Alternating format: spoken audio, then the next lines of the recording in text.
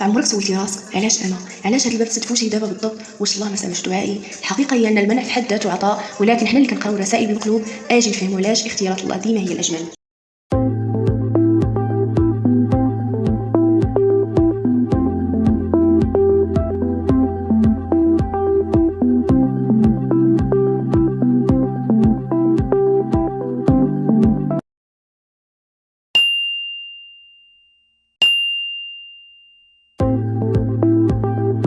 اختيارات الله عز وجل عمرها ما كتكون صدفه، وعمرك ما غادي تكون خاسر مع الله عز وجل الا بان ليك الامر صعيب ولا مؤلم في ديك اللحظه.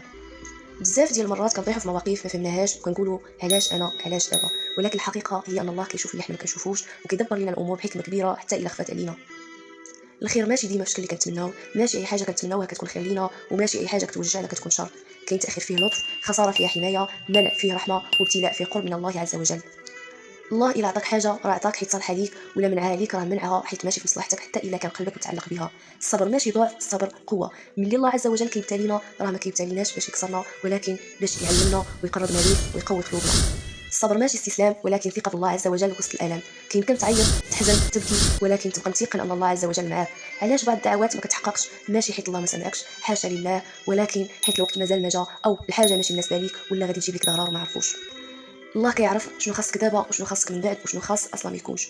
الرضا مفتاح الراحه، الرضا ماشي سهل، ولكن ملي كتوصل ليه كتلقى راحه ما كتوصفش. ملي كنقولوا قدر الله وما شاء فعل ما كنقولوهاش غير بلسان، ولكن بالقلب. كتسلم امرك لله عز وجل وكتامن ان كل حاجه دازت واللي غادي تدوز راه فيها خير ليك. فالحياه باختصار كل تاخير فيه لطف خفي، كل فقدان فيه حمايه، كل وجع فيه درس، كل صبر فيه اجر. والنهار اللي تفهم فيه القصه كامله غادي تقول الحمد لله على كل اختيار حتى اللي ما فهمتوش في ذاك الوقت.